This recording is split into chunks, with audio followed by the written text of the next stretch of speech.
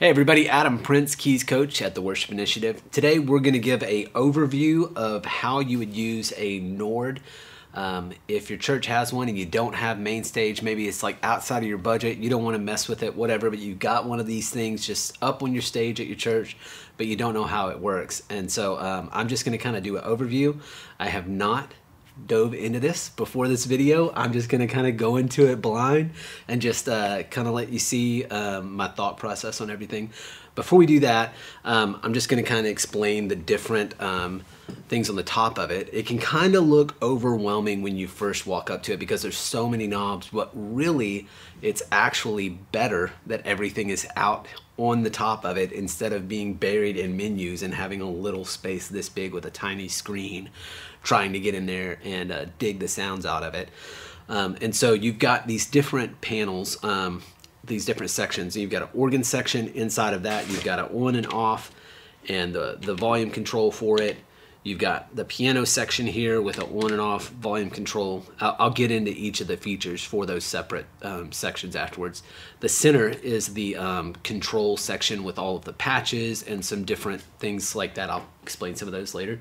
Then the synth section here, same on and off volume control, all the different settings inside of that. Then the extern section, which this is for controlling external MIDI. So if you had another keyboard, you could send MIDI information from this, turn it on and off, and then you can control that other keyboard and it can send audio out of it using the notes that you're playing here, which is kind of nice to be able to control it on the surface. You got the effects section here. You've got 3 different types of effects that you can use.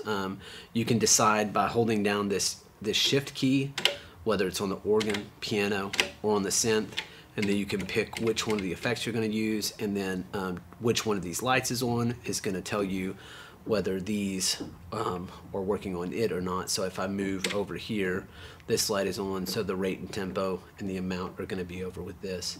And then same thing if I moved over to the delay, then now those knobs are going to work with that. And then here you have a little EQ, and you can decide whether that's going to be used on the synth, on the organ, or the piano. And then you've got an amp simulator, which could be nice if you were like using a Rhodes or something like that. You can set the drive on it. And so let me see if I can find a little Rhodes here.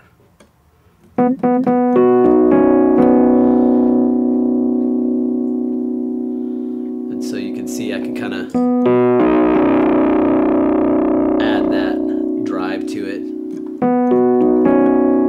kind of give it a little bit of sparkle, and then you can decide how much you want or turn it off. Over here you've got the reverb, and then you can decide which type of reverb you're going to use, and then you also have a compressor and you can decide the amount. So I'm just going to go ahead and jump into getting a piano dialed up, because I think that's kind of like the #1 thing that you're going to use most of the time playing in church. And so you can turn it on and off here, set the volume, and then you can decide what kind of piano you're going to use by using this button here, and it's going to flip through the different ones, and you can see that it changes on the screen. It looks like I only have 2 pianos loaded on this, but you can hear the difference. So I'm going to go ahead and use that Studio Grand, and then there's some different versions by holding down the shift key.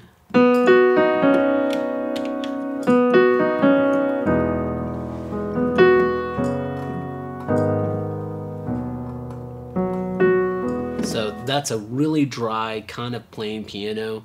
So I'm going to go for my first friend, the reverb, and I'm going to use the stage reverb and just kind of give it a little more sustain.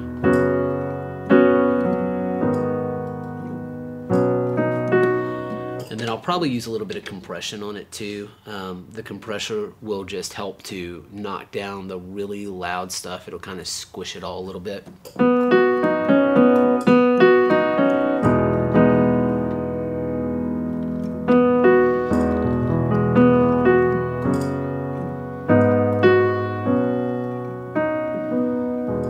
So I think that sounds pretty good.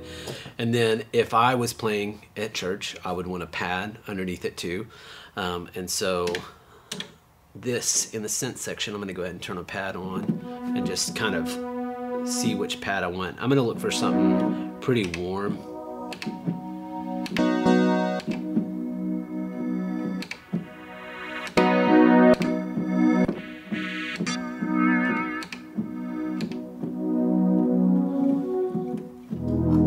I'd say that sounds pretty good. It's got a little bit of too much low end on it. Maybe filter it down a little bit.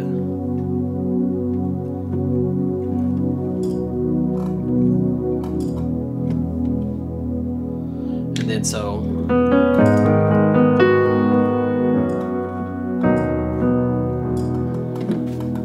I think that sounds pretty good.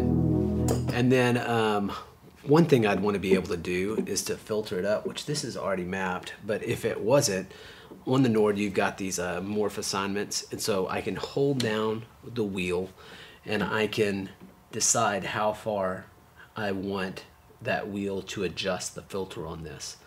And so say if I had my filter lower to where the pad was really quiet, and then I wanted to be able to filter it up to maybe like in there, well then I could just hold down this wheel. You have to set it at the low point first, and then now when I move the wheel, it's going to take it up to the high point. And so usually what I do with mod wheel is I kind of like set it at the lowest point that I'm going to want it at, because I don't want to go to that patch and then kind of like have to find the sweet spot. I kind of want to start at the sweet spot. And so I would say that's probably as low as I would put it. And then the same thing with the top end of the filter.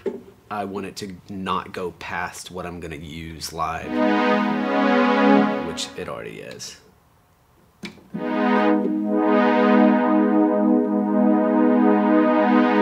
Yeah, that's probably the top end of what I would use.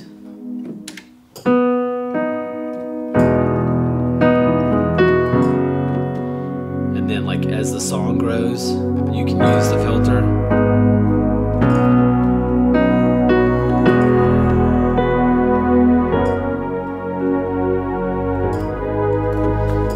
So then along with that, so I would say I would have that on one of these panels, and so that I can always just switch that panel, and I've got a piano and I've got my soft pad there, and it's just kind of like a little go-to spot. And then you can switch panels and have a completely different setup on the other page. And so maybe on this page I might use the same piano. And this, so also this the effect section over here with the reverb and the compressor, this is gonna work on the entire patch. With the patch is gonna be whatever button we're on in here. And so both of these panels, everything's gonna go out and it's gonna go through the compressor and the reverb. So I can't change that setting on my second panel. It has to be the same reverb for both, which in this case is good because I want kind of the same piano sound on both sides.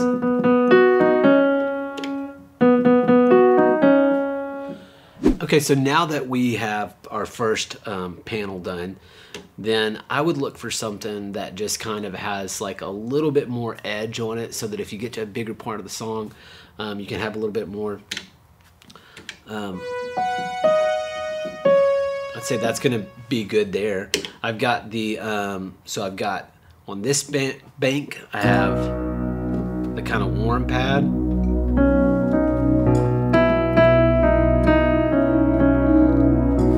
And then that's something I can filter it up. I just thought about something too. As I'm filtering it up, the volume is kind of getting louder. So I just set it to where it kind of turns the volume down. as I filter it up,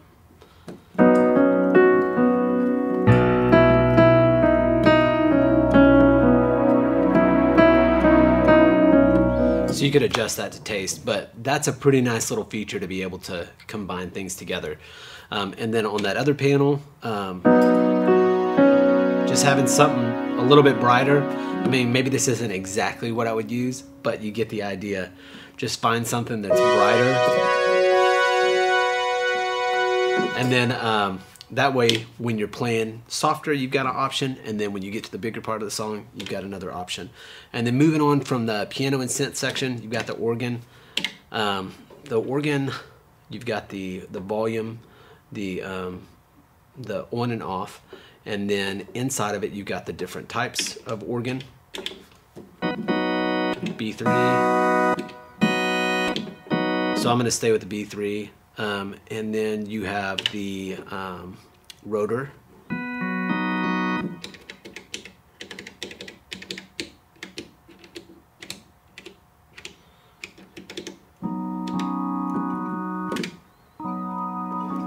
And then one of the things I like to do, I started to just always do, is assign the aftertouch to the speed. So when I'm playing, I can push down and it controls the rotor. It's a really nice feature to have.